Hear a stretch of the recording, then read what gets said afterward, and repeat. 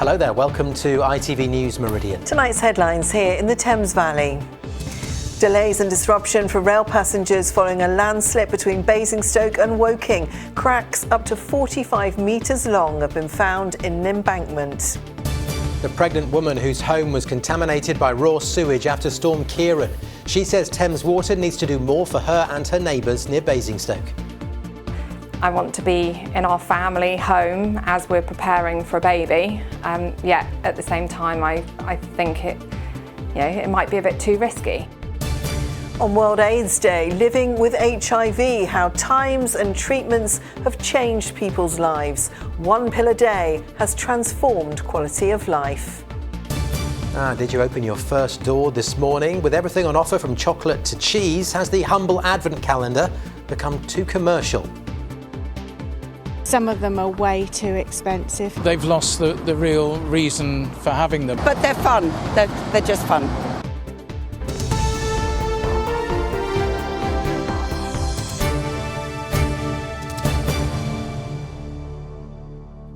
Good evening. A large landslip has blocked a major rail line running through the Thames Valley.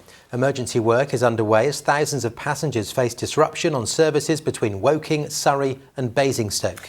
Giant cracks up to 45 metres long were discovered, and passengers are now being told to only travel if absolutely necessary, as numbers of services are reduced, combined with industrial action. Mike Pearce has more details.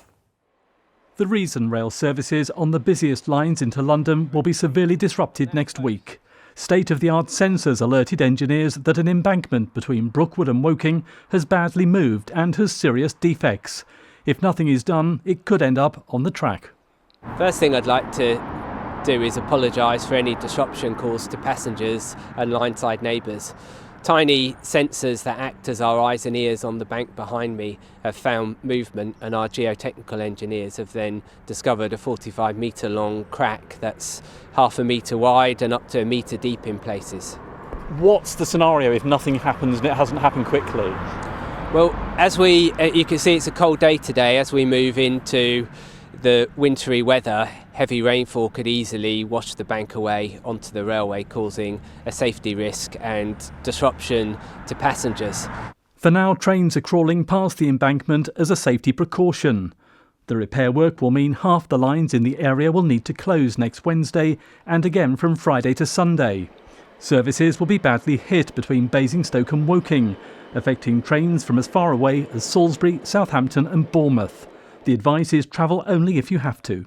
What we need to do is go in and proactively close the railway in order to install 170 10-metre deep steel piles that will help stabilise the embankment and contain any loose material to stop it disrupting the railway. Meanwhile, the Train Drivers Union ASLEF have today started a week-long work to rule. There will also be some one-day strikes next week as well. Now, the RMT union, who mainly represent guards, have settled their pay dispute with the train operating companies. The government say they're hoping the drivers will now follow suit. It will affect a lot because I use train daily, and obviously every plans for next week I have to cancel it. This makes me very nervous when there's strikes like this all the time. I'm going back to my car. It is what it is. Maybe I'll work from home. With strikes and the embankment work next week, the message is to check before you travel. Mike Pearce, ITV News, Brookwood. The husband of head teacher Ruth Perry has told the inquest she wanted to walk away and disappear after her school's Ofsted inspection.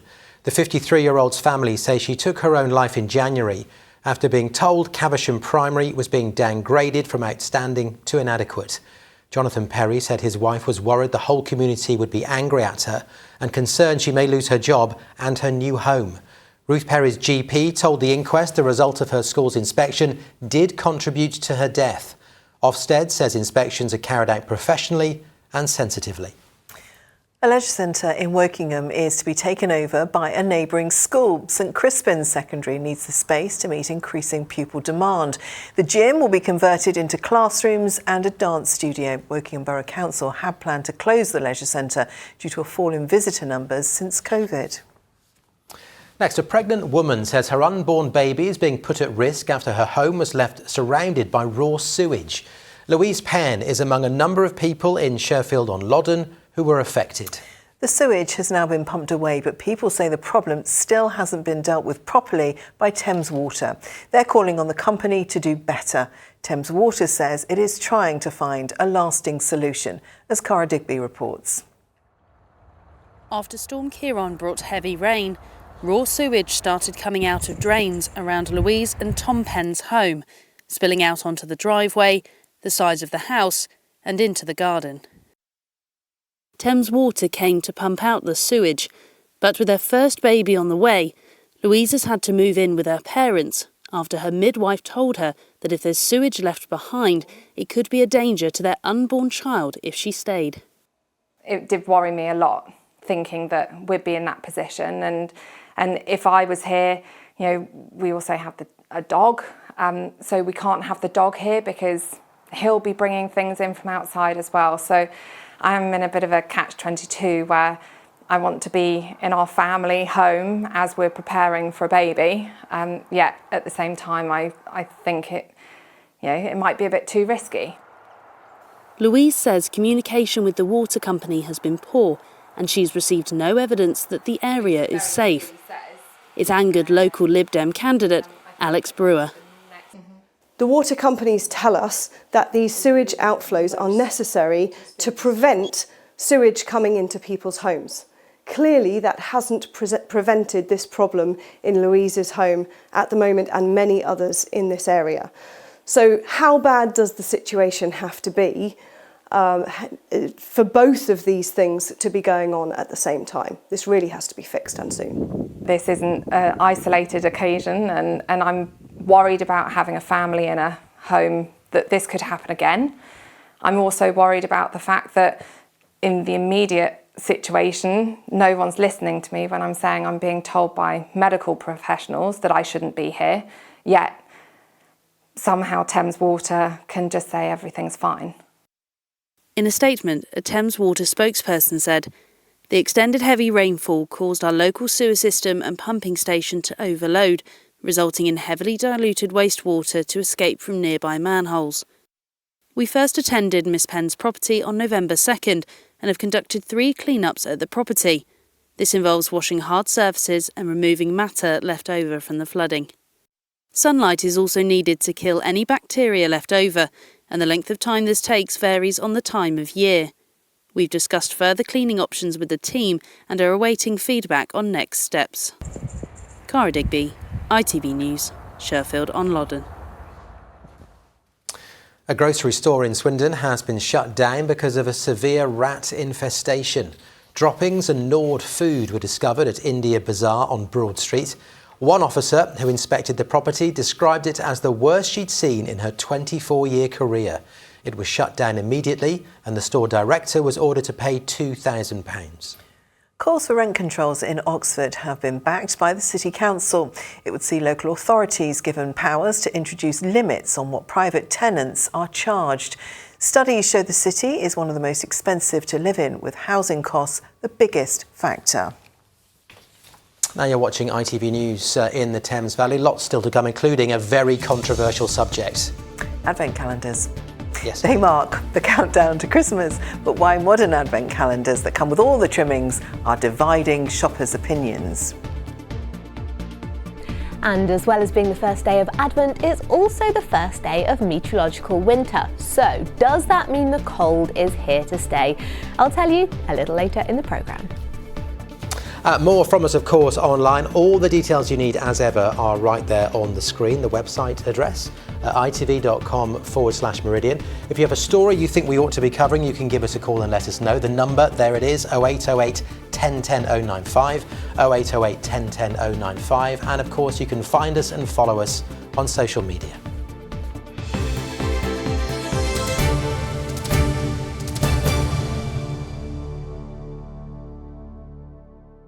Now today is World AIDS Day, the International Day of Remembrance for all those who've lost their lives to the disease. It's been held since 1988. Well, it also serves to raise awareness and combat the stigma around HIV and AIDS. Andy Dickinson reports from Brighton. Jason Sutton is living with HIV and has been for over a decade. This garden at the Sussex Beacon, a haven of peace and comfort, even in the cold, a place of warmth. For me, living with HIV was initially a challenge, but now it's really not a problem at all. It's just become part of who I am. It doesn't define exactly who I am, but it's just part of my life. It's managed. I'm on medication. I take 1 tablet a day. I'm undetectable, which means I can't pass the virus on to anybody else. It really isn't an issue, and that's thanks to the support from places like the Beacon. But there's still a lot of stigma out there, and the worst type of stigma is self-stigma. That was a big problem for me. It even affected me taking my medication to start with, because I felt I wasn't worthy of it. I felt it was my fault that I had HIV. And of course, now time's moved on, prejudice starts to change, and I've far less self-stigma than I had in the first place. That stigma being discussed this week across Brighton, even in its biggest library, where memorial quilts are being displayed as part of a project now 30 years old. There's different types of stigma. There's self-stigma, there's perceived stigma, and there's real stigma. Real stigma is when somebody says, "Oh, you've got HIV, I don't like you." Perceived stigma is when you think somebody's going to say, "Oh, you've got HIV, I don't like you." And self-stigma is, "I've got HIV and I hate myself and I'm ashamed about it."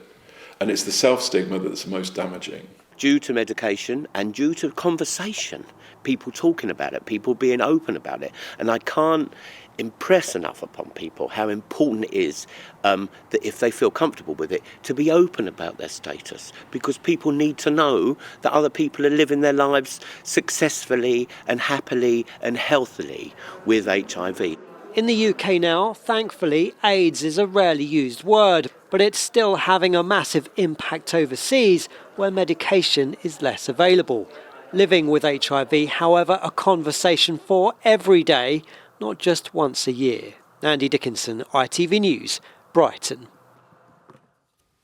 Well, earlier I spoke to Jill Nalder, who is patron of the Sussex Beacon charity that we heard about there, and whose story was told in the Channel 4 drama It's a Sin. I started by asking her about self-stigma and how that can be tackled. What we can do, of course, is to make everything a little bit more normal, to normalise the situation, to talk about it more, to make it feel like, talking about HIV, obviously you're taking the stigma from the 80s and the early 90s, but things are very different now. So the more we can make people feel comfortable and the more we can talk about it so that people who are prejudiced, who have stigma, then realise that, it's part of life, and people hopefully can feel more comfortable and more open-minded about things. Stigma is one area to tackle, testing is another. Sir Elton John was in Parliament this week calling for just that. Does that please you? Yes, I think it's fantastic. I think it's a brilliant thing to come forward so that, well, people still have the right to say they don't want to find out if they're HIV positive. But I think it's that thing of stigma. It makes it much more acceptable for people to feel that, it's a natural thing. It's like a blood test, normal blood test, like you might test for, a vitamin deficiency, or you might test for anemia, you test for HIV, and that is a more normal and accepted thing. And hopefully that makes people feel more comfortable with it. And finally, I hope you don't mind if I ask you about It's a Sin. It was such a hugely popular programme on Channel 4, which of course you inspired. What is its lasting impact, do you think? Well, thank you for asking about it, because we're all absolutely thrilled by the way everybody sort of reacted to it. I think the lasting legacy there is again about more openness about AIDS and HIV, certainly about people getting tested. Testing increased, open discussions, people finding out about, feeling more proud, the legacy of the boys, feeling more proud of their sons, their brothers, that everybody that was, stigmatised in the 80s. The legacy of It's a Sin is that people are more tolerant and they feel more love and care than they did perhaps in the 80s and 90s when people were treated so badly. Jill, we're going to let you go. I know you're very much in demand today. You've literally pulled over to talk to us on the way to speak at a conference, but we really appreciate it. Thank you very much. Oh, you're very kind. Thank you. And the ITV Evening News continues with the national and international news at 6:30. With all the details, here's Garen Vincent. Coming up, fighting resumes in Gaza as the fragile Israel-Hamas truce comes to an end. Within minutes of the temporary ceasefire ending, Israel resumed its airstrikes. We'll have the latest developments. The King at COP, a stark warning from Charles that the dangers of climate change are no longer a distant risk. And why singing rhymes like Humpty Dumpty could be good for developing little brains. Join me for those stories and more at 6:30. Well, supporters of non-league Horsham are gearing up for what could be a very special weekend after their team was unexpectedly reinstated into the FA Cup. The squad of part-time players will travel to League Two Sutton to compete for a place in the third round when the likes of Manchester City and Liverpool join. Sarah Gom has been to meet one member of the Horsham team with a lot of fans in his workplace. He's a PE teacher with a lot of exciting stories to tell from outside of school. Tom Kavanagh is part of the Horsham team making history in the FA Cup, preparing to take on Sutton in the second round. It's what you dream of as a kid, but this is the closest that us semi-professionals get to playing in professional clubs and making a great achievement, not just for ourselves but for our family and friends and close ones. Unlike many of the professional players who find fame with this competition, Horsham's team are part-timers, needing to make a living away from football. Tom's pupils at St Joseph's Roman Catholic School in Red Hill are clearly happy to have him on their team during the school day, while he makes headlines at the weekend. He does good and it's very exciting. He teaches us a lot of new things that we haven't done, and then it makes us play better. We were really excited for him and cheering him on. Horsham, who play in the Isthmian League Premier, have been famously reinstated to the Cup, having been beaten by Barnsley in the last round. After they were found to have fielded an ineligible player, though, Horsham were handed a second-round tie at Sutton. It's a massive opportunity for this club, putting them just one win off a potential third-round tie at Premier League opposition. It's just so nice to know that everyone's behind you and everyone's going to be either watching on the highlights or going to the game, which I know a few of the children have asked their parents to go to. And Horsham's somewhat quirky tradition of delivering a bar of lard to the opposition ahead of their match will no doubt be reenacted for this biggest of occasions. It came about 25 years ago. A group of fans decided that they wanted to really follow the club home and away, and part of that was that they found a real love for everything sort of unhealthy, so your lager, your burgers, all that, and so part of that was sending a block of lard to the opposing team's chairman before they went and visited, and as a bit of a calling card. It's very random, very obscure, but it sums up non-league football to a T, and everything that we love about it. So if League Two Sutton are keen to avoid an FA Cup slip-up, they'd better watch out for the lard. Sarah Gom, ITV News. Good luck to the Lardy boys. Another of our non-league sides hoping to cause an upset at Eastleigh, but they're taking on another of our sides, Reading. Eastleigh are just one division below the Football League and will be hoping to cause a shock on national telly with Sunday's game live on ITV1. But their manager told me with Reading full of confidence after winning 5-1 in midweek, it's going to be no easy task. There's going to be spells in the game when we're probably not having a lot of football. There'll be spells in the game where we're having to sell by the seat of his pants, and we want the fans to get behind us and really give us a go and get the fans, because we could play Reading 10 times, they'd beat us 9, but we've got a chance of winning one of them. Well, some Reading fans are planning a protest at the game after it was announced some staff at the club haven't been paid this month. Owner Dai Young looking to sell up. But all our sides desperate to be in the draw for the third round of the FA Cup, which takes place Sunday lunchtime. Oxford United and Horsham play tomorrow, while Eastleigh v Reading and Aldershot against Stockport is on Sunday. And there's some tasty looking matches away from the Cup. Southampton and Portsmouth tomorrow, Bournemouth and Brighton in the Premier League on Sunday.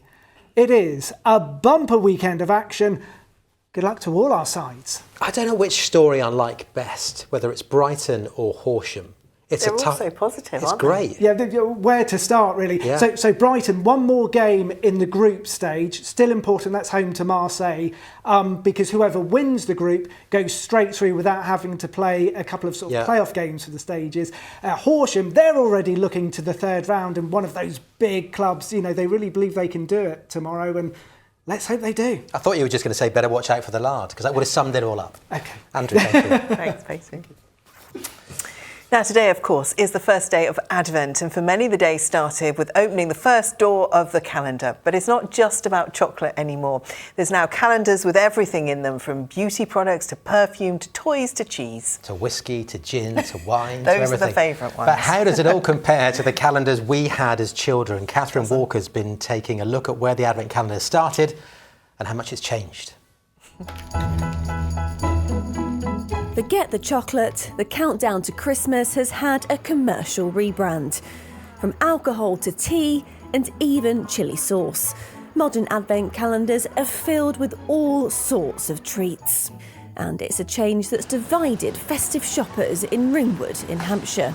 I think advent calendars are quite good, and the different varieties and things you can get, but some of them are way too expensive, and some of them you just can't afford to buy them. They've lost the real reason for having them in the first place. They were really a religious Christian thing, as a 4-week countdown to Christmas. Some of them are quite expensive, but I think the normal ones are fun, just opening a day at a time.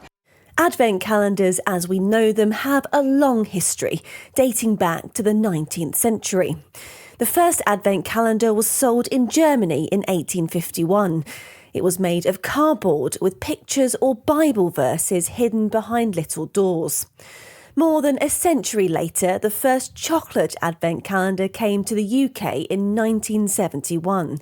But it wasn't until 1993 that they actually became popular.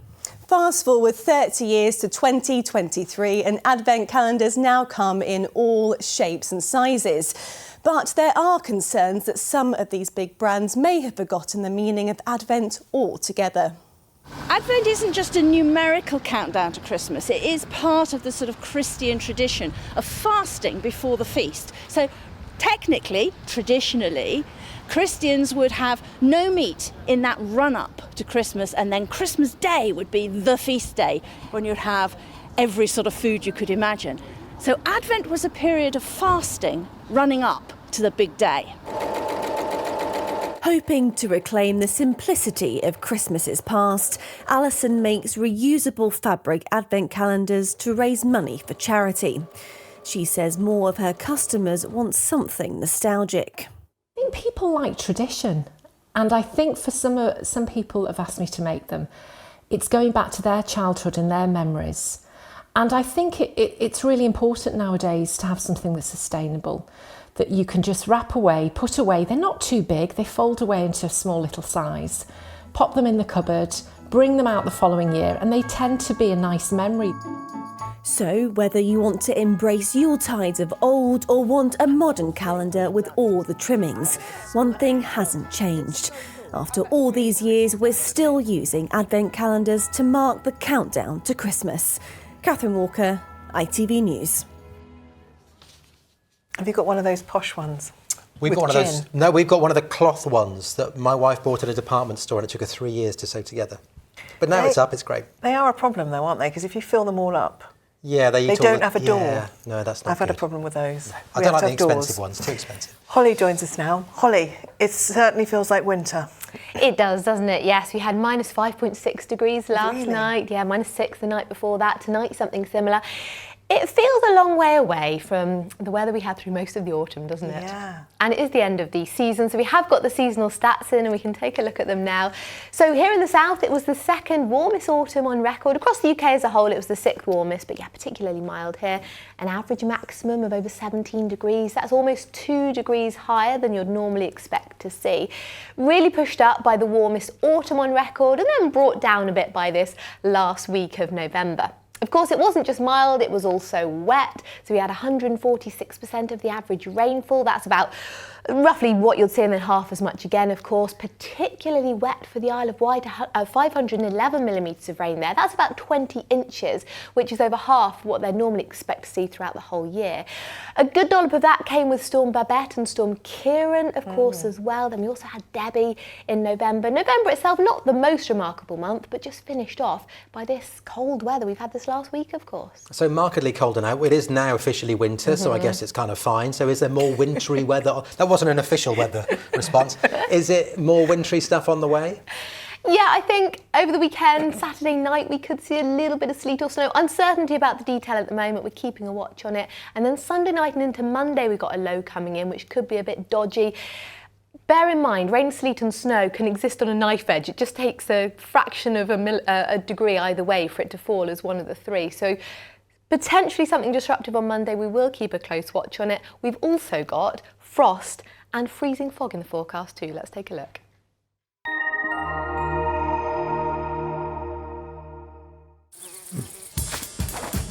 Whatever the weather, it always feels like home. Valent Heat Pumps and Boilers sponsor ITV Meridian weather. Yes, a cold one once again for tonight, a widespread hard frost. In addition, you could see a few icy patches and freezing fog is going to be a hazard too. Brightening through the course of the day tomorrow, but it could be a bit of a slow process. Then into tomorrow night, we're watching this feature approach. This could bring a mix of some sleet or snow. We're keeping a watch on it.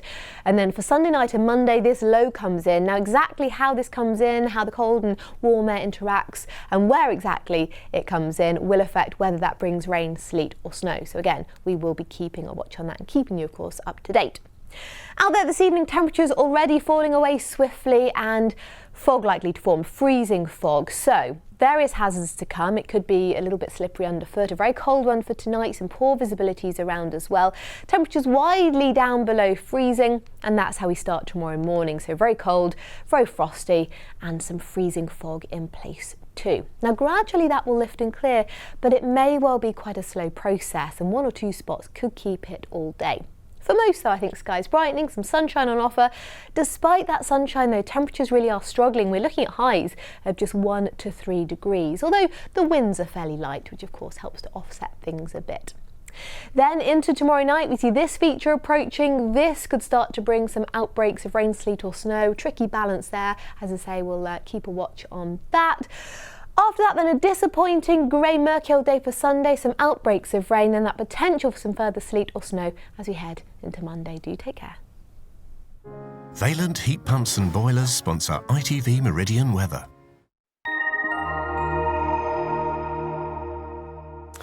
And that is it from us for this evening. In a moment, the ITV Evening News with Geraint Vincent tonight. Holly says it's 50-50 with snow on Monday. She didn't say that. Sitting on the fence. That's all from us. We'll see you on Monday. Good night. Bye-bye.